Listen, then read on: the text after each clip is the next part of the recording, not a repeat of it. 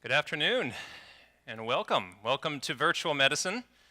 I'm Brennan Spiegel. I'm the course director, and on behalf of our program planning committee and our faculty, it's my great pleasure to invite you here today at Cedars-Sinai, where for the next day and a half, we're going to be discussing and exploring and maybe even debating what is the role of immersive technologies in healthcare. We have an absolutely incredible and world-class lineup of speakers who are going to be sharing their experiences, some for a few years, some for decades of experience, thinking about and using these technologies, VR, MR, and AR, in the clinical trenches, using it with patients, and this ultimately is really about patients. So we'll talk about that, we'll hear from patients, and understand their point of view as well, and how they're experiencing this technology. We have an incredible audience here that's slowly filling in, and we have a variety of different people from 13 different countries, from 5 different continents. We have participants here who are doctors, nurses, pharmacists.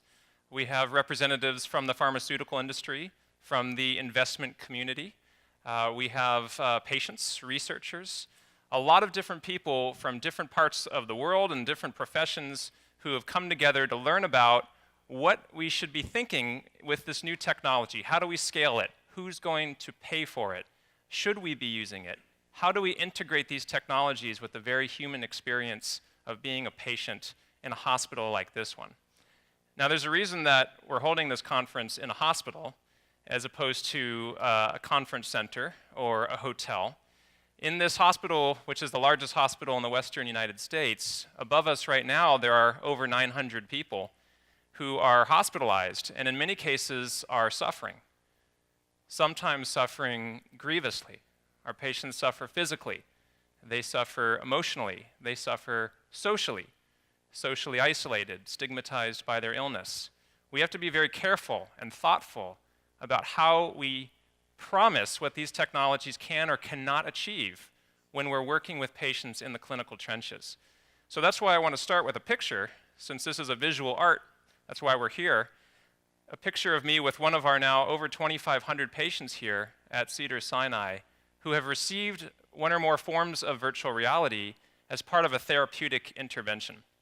And it's been an incredible journey over the last 3 years to see what happens when this young woman, for example, who's allowed us to show her image, is contemplating for the first moment a virtual reality headset while hospitalized. She's had severe pain, and the traditional pharmacotherapies have not been helping her. And at this moment, and I'll show you a video of her later, she's wondering, why would I want to use this? And we're trying to understand her point of view. And we've been measuring this. We've been asking people questions. We've been measuring what happens, for example, to pain or to blood pressure or other outcomes when we use these technologies. So this is really about the patients, and it's about their stories.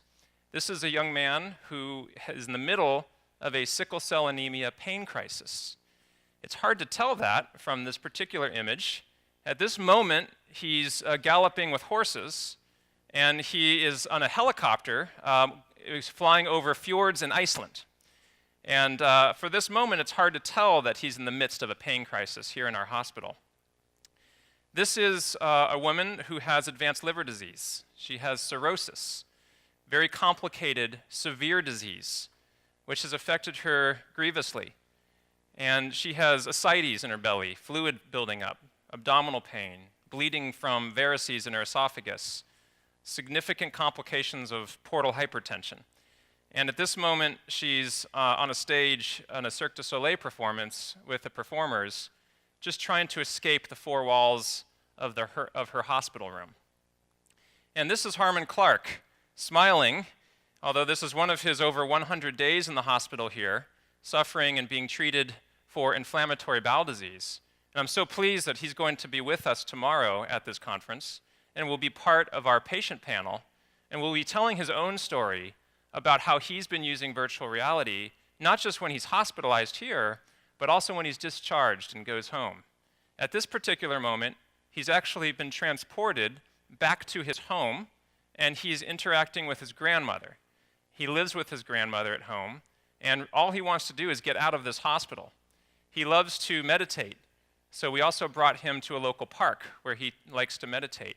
And he'll talk about that tomorrow, how that has impacted him and how he's been using this technology as a therapeutic intervention. Now, about 3 years ago, it's sort of hard to believe, but I had barely even heard of virtual reality, didn't really even know what it was, when these three gentlemen walked into our lab and introduced me and our lab to virtual reality. Walter Greenleaf, who's right in the front here, who's been working in virtual reality for decades, probably since I was a kid, or I don't even know, was I born at that point, working with visionaries like Jaron Lane and others, really has created the foundation scientifically, along with others like Skip Rizzo and others who are here today, to understand how we can think about using these technologies. But what he came to show me was how this technology can sort of hijack your brain. And I'll show that in a second. The other two gentlemen, Matthew Stout on the right, Josh Sackman in the middle, are from a local company called Applied VR. And they have developed a company completely dedicated to understanding how to implement virtual reality in the clinical trenches. And they're here today. And they came and they showed me a demo. And they put me on the side of a 50-story building. And they said, open up your eyes. And I did. And next thing I know, and this is footage of it, I'm looking around and I'm on this window washer rig going up the side of a building. And it doesn't really give you the sense of presence when you're looking at it in 2 dimensions. But when you're immersed in this in 3 dimensions, it's a reality that cannot be disambiguated from your real reality. The brain has a lot of difficulty disambiguating 2 realities at once. And my mind was absolutely hijacked. And I remember this was my first time in VR, how crystal clear it was, looking at the glint of the sunlight on those buildings and how clear the clouds were out there. And the fact that there was a rotary down below with a truck and a bus driving around that thing. And look how clean the grass is. And I was contemplating that. And the fact that there are little dents on that piece of metal there looks so realistic. And the fact that there's paint splatter. And I started to sway back and forth because there was creaking noise in my ears, and then all of a sudden that thing falls off, and I start to hyperventilate. And they said, just calm down. They said, you know your feet are standing on carpet, right? I said, my feet know that, but my brain does not know that. My brain thinks I'm about to die. Absolutely, positively, I'm not going to survive this. And they said, listen, just settle down. Everything's okay. You're in your conference room. Now just jump off that thing. I said, no chance. I'm not going to jump off that. No, that's not an option. I'm going to die. No, just jump off of it. Do your very best. And the only way I was able to do this was I saw a little crack through the headset, and I jumped off, and it was only because I saw carpet. And it temporarily was a stable point in an otherwise dynamic environment that gave me enough, it broke the illusion just long enough that I was able to throw myself off of this sort of virtual leap, a leap of faith. It was a leap of faith in a way because I became so enamored with the technology and how it can be used in this case maybe for fun or maybe you might say for evil, but could we use it for good? Could we use it in a hospital like Cedars-Sinai? Now, it's not a novel idea to use virtual reality in a hospital, but what's new is that because of all the vendors around us, and there are 26 of them here today, we now have access to relatively inexpensive, scalable technology that could be cleaned and sanitized and brought into a hospital like this and used. And I'm a researcher, so we have a team that does research. What would happen if we studied this, if we actually evaluated what happens when we go into a room like this and start working with our patients to use virtual reality? We have a beautiful hospital here, and we have one of the largest, actually, modern art collections in the world.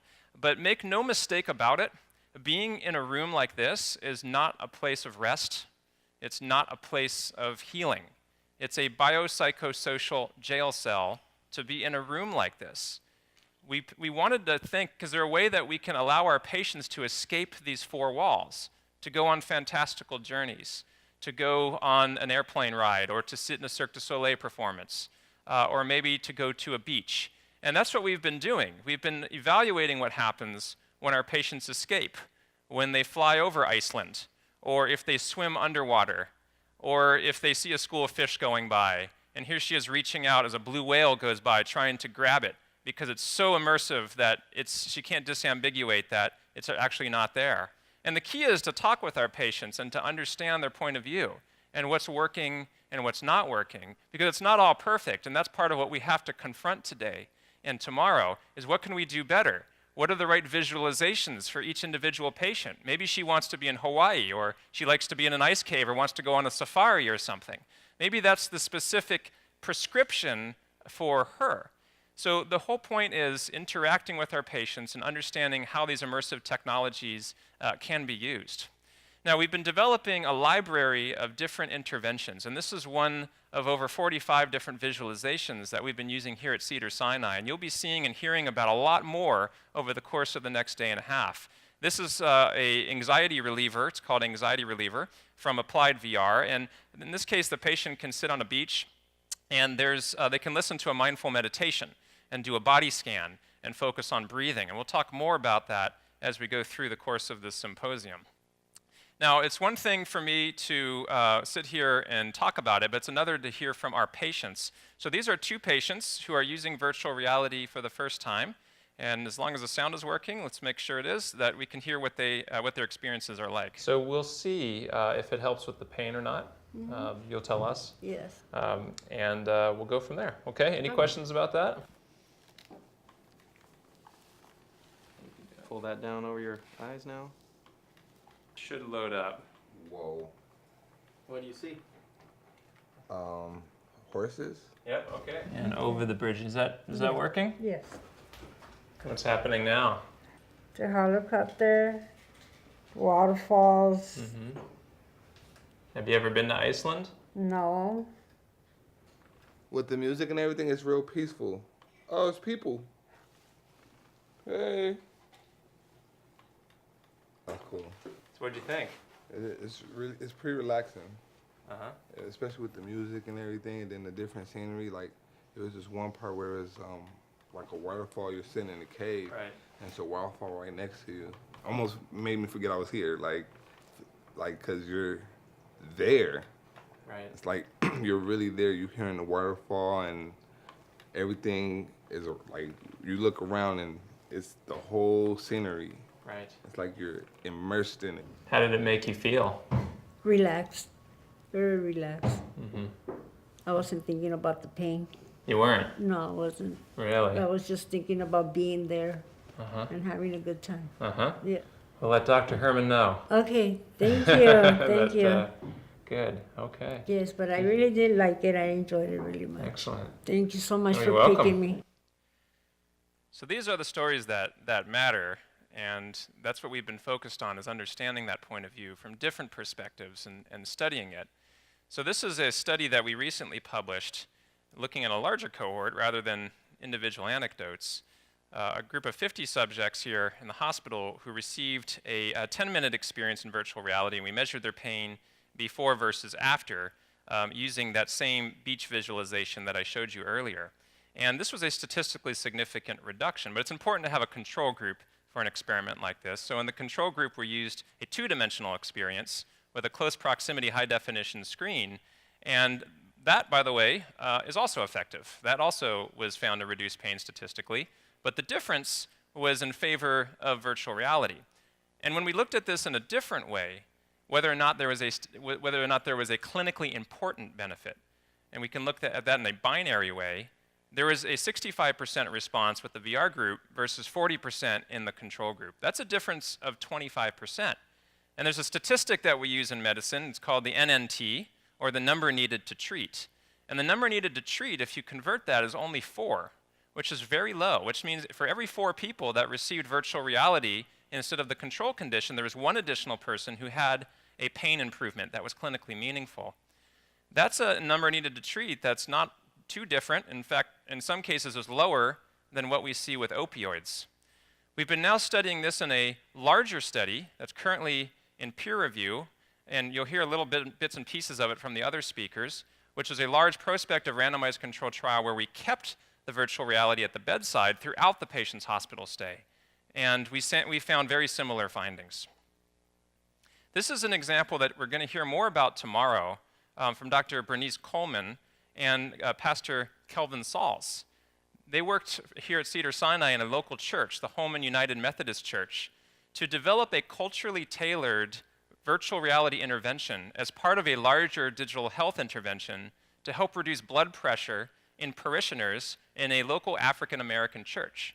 And it was, as I said, culturally tailored specifically to address salt reduction in an African American diet. And we'll hear more from Dr. Coleman tomorrow about how they approached using technology in a church, because we need to think about going beyond the four walls of these august institutions and going into the community and doing community-based participatory research, understanding how different types of people in different areas of the world are using these technologies in the real world, and that's important. And we'll hear tomorrow about some of the things that went well and some of the things that did not go so well. It wasn't all so easy and so obvious. We'll talk about the opioid epidemic today and throughout the course, and as we all know, this is a national epidemic. It's an incredible, the statistics are beyond comprehension. If a 747 were to crash and burn every 5 days, that would be the number of people that die per year of opioid overdose in the United States. That would be a tragedy. It would be unspeakable to think that that even happened 2 weeks in a row. We would stop all air transportation. We'd try to figure out what's going on with airplanes. That's what's happening now, and we need to think about alternatives to opioids for pain management. And we'll start to hear about that today and tomorrow. We're announcing a new collaboration with a number of organizations and companies that don't normally sort of fall together on a slide. Working with Travelers Insurance and Samsung Applied VR and Bayer Healthcare, we have a new study in patients with acute musculoskeletal pain where we're randomizing them between usual care and a digital pain reduction kit. Dr. Zuber, Eldon Zuber, who I think is here today, is running this study. And this is a very exciting opportunity to see how can we use these different technologies to make a difference in patients who have had acute musculoskeletal pain. Patients who are on workers' comp, for example, who start an opioid end up costing about 900% more than patients who have not been put on an opioid.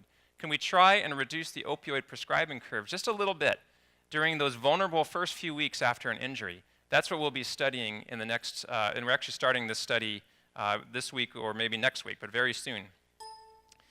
Now, we've also been working with Applied VR with some new technology, and this is one of the visualizations that the patients in this new Travelers Insurance study will be experiencing. And what's happening here is the patient wears a headset with a microphone like this one, and as the patient breathes in and breathes out, the microphone is tracking it. So we're measuring respirations, and that respiration is driving this metaphorical narrative. As they breathe in and breathe out, it's changing the environment, and there's some beautiful sound that goes with it, to try and have a truly engaging kind of biofeedback experience. And we'll be hearing more about using biodata tomorrow from Josh Sackman and from others. How can we use heart rate variability, galvanic skin resistance, all sorts of other biodata that we can use to drive the experience and almost supercharge it so it's more effective and people don't necessarily get tired of it. Another important part to supercharging VR is the sound, the acoustics. And tomorrow we're going to be hearing from Jeremy Soule, who is a world-famous composer. You've probably all heard his stuff and may not have realized it. And he has broken down the architecture of sound to a point where we can essentially affect mood in predictable ways in immersive three-dimensional soundscapes. And he'll be talking more about that. And for our developers in here, if we're not thinking about sound along with this, then we're only getting only halfway there. You're going to be hearing from Itai Danovich in the next talk a little bit about this study. This was the cover of Clinical Neuroscience a year ago, and this was a systematic review of randomized controlled trials because we have to understand what is the evidence that this stuff works. And we'll be also hearing from Brandon Burkhead tomorrow about some new guidance from an international working group for those of you that want to do research in clinical trials. How do we develop clinical trials that are effective and highly valid with low risk of bias? We'll be hearing more about that tomorrow. Of course, a big question is, well, how is all this working anyway? How is virtual reality working? And in the next talk, we'll be hearing from Itai, who I'll introduce soon. And we'll be talking about a couple different theories. The gate control theory is a theory that's been around for a long time and has to do with sort of running distraction and causing interference with pain processing. And then sort of a more psychological theory, the spotlight theory of attention, which we'll be hearing quite a bit more about in the next talk. Now, a key lesson that we've learned here is that if virtual reality is a therapy, then we need a VR pharmacy.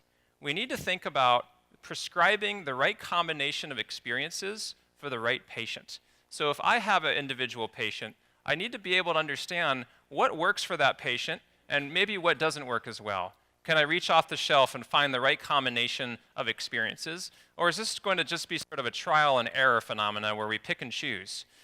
There may be a role for that, but we've also seen, as I'll tell you in a moment, examples of harm where we actually selected the wrong visualization for the wrong patient, and there was a consequence. Like any other active therapy, there are adverse events with virtual reality and other immersive technologies. We think about sim sickness and vertigo, but there are other maybe unexpected side effects, like people having a panic attack as a result of being put into virtual reality. And that's an example that I'll describe in a moment. Another big question that we need to grapple with as sort of a VR community in healthcare is who's going to pay for this, and is it cost effective? What are the upfront costs of creating a virtual reality consultative service, or having a virtualist doctor or clinician work with patients in the hospital and in the outpatient environment? Is that cost worth it from downstream savings that might result, for example, from reducing length of stay if somebody's in the hospital, reducing their need for expensive medications, or reducing the complications of medications, like opioids in particular? Does it improve satisfaction, which itself can be tied to reimbursements, with CMS reimbursements in particular, with HCAP scores? We have a new study that will be published soon, which is a cost-effectiveness analysis that is in press at Digital Medicine. It's a new journal that Eric Topol has developed, and that will be coming out, I believe, in the next month, with more information about the health economics that are projected with using routine virtual reality, looking at a hospital as a model system, and then we'll need to look at other systems as well. This is a video that NBC posted of us, and what's amazing about this is that there were almost 4.5 million views of this video. And as those of you that are researchers know, when you have a lot of students and residents, we have to always find projects for people to do. And we realized, hey, there's 2,500 comments. Let's analyze those comments and look at them carefully and find out, what does the public think about virtual reality as a therapeutic tool? Let's actually study that a little bit. So we actually just published this paper, Public Perceptions Regarding Use of VR in Healthcare, a social media content analysis using Facebook. Facebook has been in the news a bit lately. But we were able to use these Facebook posts to learn a little bit about what people are saying and thinking about virtual reality. And this is a lot to take in at once, but it's a thematic map that Michelle Keller, who is here, put together for us that sort of shows all the different themes and sub-themes that patients or people were talking about on Facebook in reaction to this video. And there's a lot of really interesting ideas people have. We should be using this for, for dialysis, or for chemotherapy, or for just managing boredom, or during labor and delivery. Melissa Wong, who may be here, one of our students, is using this in the labor and delivery ward right now. We have patients, for all I know, right now somebody has VR in the middle of labor.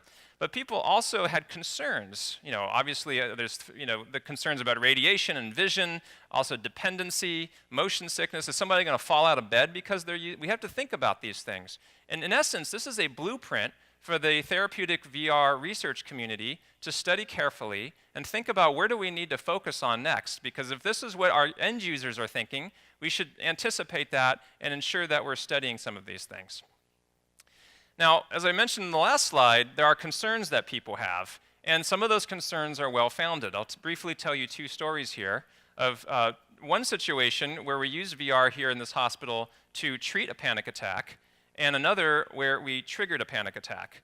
So it so happens in my other life, I'm a gastroenterologist, and I was recently on call, and we got called down to the emergency department because somebody had purportedly gotten chicken stuck in their food pipe, right? This happens. Hopefully it hasn't happened to you, or you have to see somebody like me. So we go down there, and normally what we do is when somebody has some food stuck in their esophagus, we have to admit them to the hospital, and we have to put them into a procedure unit, and we have to do a procedure and put them to sleep, and it's expensive, and there's all sorts of stuff involved. So we went down and saw this patient, and he looked a little bit more anxious than a typical food impaction patient. He was really gesticulating and hammering his chest and just very upset. And it dawned on me, I wasn't sure he actually had a food impaction at all. When people are having a panic attack, sometimes they imagine that there's food in their throat. It's actually a name. It's called Globus phenomenon. And I asked him to drink some water, and the water went down. And I said, you know what, I think you may not have any chicken in there. So we put him in virtual reality in the middle of the emergency department, I wish I could have taken a picture of it, but for HIPAA reasons I couldn't. But half the ER staff is looking at us as we're administering this patient virtual reality. And I put the VR headset right on him, and he was almost like immediately hypnotized, just sort of staring straight ahead. And I said, you can look around. That's the whole idea of the VR. You can look around. He's not listening. He's gone. It's like he's just out, completely checked out on a beach. So we waited what seemed like forever. It was maybe 2 minutes. And after 2 minutes, I said, we got to get him out of this thing. I don't know what's going on in there. So let's take these headsets off. And I pull the headset off. And it turns out underneath the headset has accumulated a pool of tears. And these tears come spilling down his face like a waterfall. And he's crying. I said, are you all right? And he paused and he said, I've been thinking about my life in there. Really? Yeah, I've been thinking about my life. Been thinking about my relationships, and I've been thinking about my family and my friends. And my life is spinning out of control. This can't continue. I cannot live like this anymore. And I thought, my God, I'm a gastroenterologist, not a psychiatrist. Amazing response in 2 minutes. Well, we ended up discharging him from the hospital, having broken a panic attack with VR right there and avoiding a very expensive potential admission. In this other case, though, quite an opposite situation, a young woman with abdominal pain. All the tests have been negative. No one knows what's going on. We try to use virtual reality, and we use this little game, which is sort of a distraction game to look around and knock over these funny creatures in this sort of circus carnival-like atmosphere with balls. And she's in there looking at this, and she starts to cry, and cries harder and harder, and finally takes off the headset, says, I can't do this, and she's hyperventilating, and she's upset. I said, oh my God, what's wrong? And she said, that's terrible. I can't handle that. That's horrible. And she starts to panic. And we finally sort of worked with her, and it emerged that she has had early adverse life events, has had sexual, physical, and emotional abuse early in her life and throughout her life, and really can't stand the notion of being violent in any way, shape, or form. Even throwing a ball at a bear is enough for her to be very upset by that.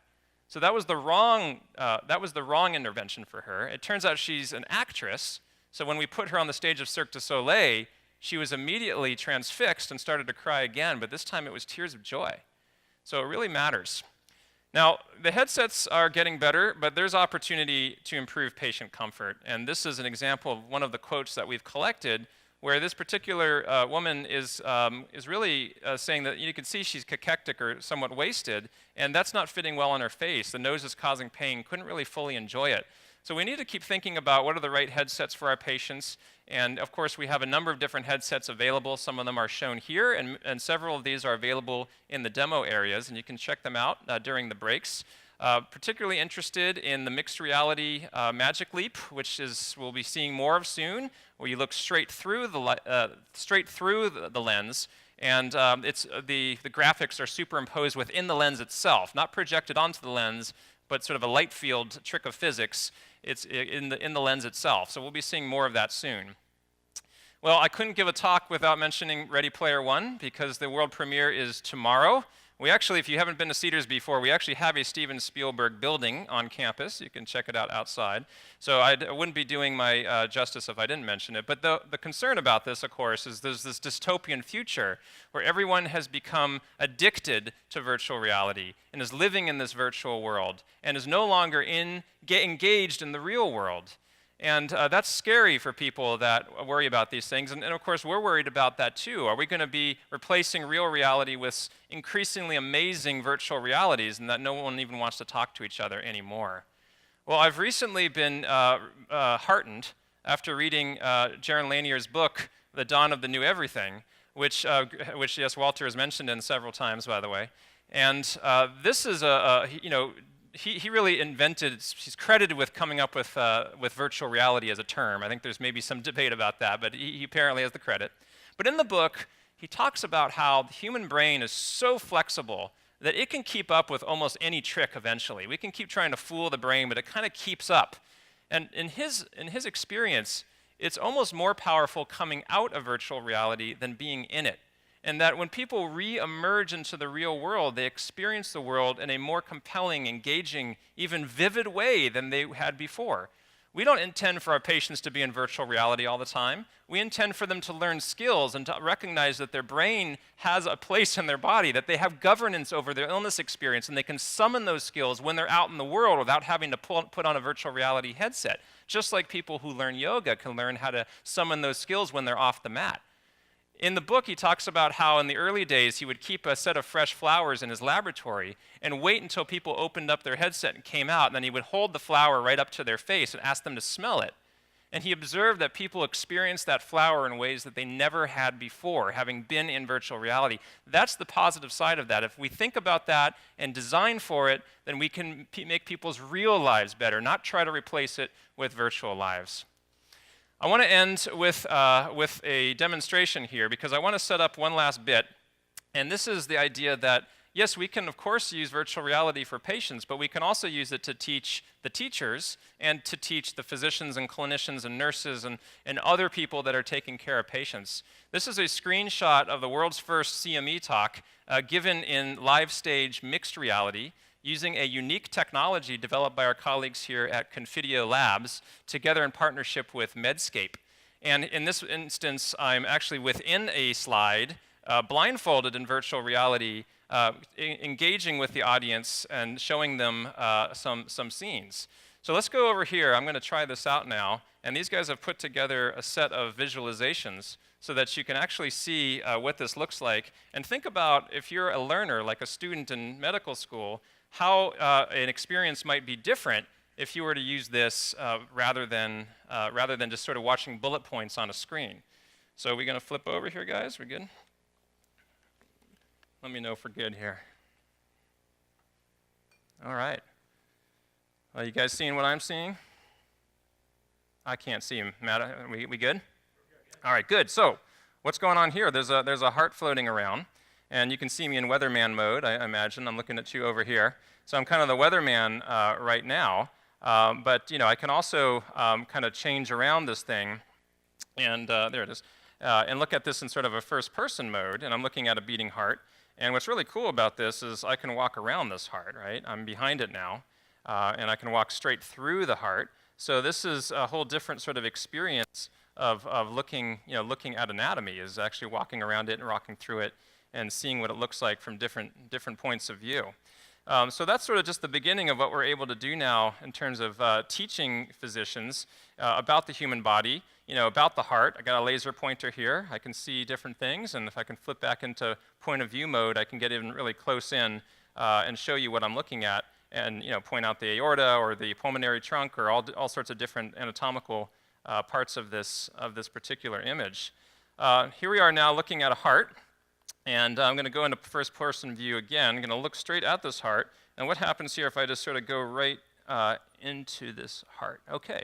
So now we're inside, and we're looking at, I think that's the tricuspid. That looks like the aortic over there. And we're in the chambers of the heart. You can really explore it and look out the outflow trunk of the heart as well, and really get into this thing. And this is a whole different way. You almost wonder, do we need anatomy labs anymore if we have this sort of technology available? It just brings to life the learning experience for patients. If I move this around now and kind of go into first-person view, I can look at the long axis of the heart and really examine that aortic valve. And over here, I can see what it looks like when it's stenotic and calcified over time. That's really bad when that happens. We may need to replace that particular valve. That doesn't look very good. So what else? This is an ultrasound now that you can see in real time. It's actually sticking out from the side. If I show you my point of view, you can just maybe make out that it's sticking out. You can see the long axis of the heart here. Pretty cool stuff. Let's see here. I'm going to skip this one. Good. Well, I mentioned I'm a gastroenterologist, so of course I really like this one. Here we have a image of the colon, and I'm going to highlight and animate pressure sensors that have been situated manometrically along the length of the sigmoid colon, and I can animate each one of those sensors and really show my students what's going on. I can even get behind this thing. Whoa, that's what happens when you're blindfolded, and sort of hold it and look at it and play around with it. So really, I think very engaging kind of technology that we have. The key is not to trip on it. So what's going on here? I'm looking at myself giving a lecture to some other people. This is pretty meta. So here I am in Orlando with my colleague Lynn Chang, and there's Darren Brenner, and we're in a live studio audience. Actually, this is pretty strange to see myself giving a talk in virtual reality, with people watching live on the screen. So again, it's an opportunity to really engage learners, and it teaches the teachers too. It doesn't just teach the learners, but it teaches the teachers how to teach differently. Here I am on the surface of a cell. There's human chorionic gonadotropin. It's docking at an antigen station. Where I am now, oh, that's a blastocyst. It's embedding itself in a uterus. This is the beginning of a baby being formed. Look at that. It's happening right there in front of us. Amazing. So I'm inside of this thing right now, looking around inside the lining of the uterus. That's pretty interesting. Where am I going now? Oh, okay. These look like alveoli. So I'm now inside the lung, and I'm looking around, looking down below me, which is, you can't necessarily experience this, but I feel like I'm standing in thin air. And here I am now looking at the layers of this, and lots of anatomy, a lot of opportunity to really teach. Let's go to the last. Oh, here we are now. I am now completely surrounded by viruses, and this thing is absolutely giant. That's the biggest virus known to man, the mimivirus. It's 400 nanometers in size. I can grab that thing and spin it, and let me just show you how big this thing is. I'm going to just sweep everything out of here. Wow. I mean, I can just sweep everything all over the place here. So these things are giant, and there's an opportunity to learn about different viruses. What is this one? That is adenovirus. Okay, so you're getting a sense of what we can do with this live stage technology with the help of our colleagues here at Confidio. Pretty cool stuff. I think I'm going to get back into real reality now before I trip on this cord. So thank you guys. Okay, so I'm going to finish up and get our rest of our speakers on their way now.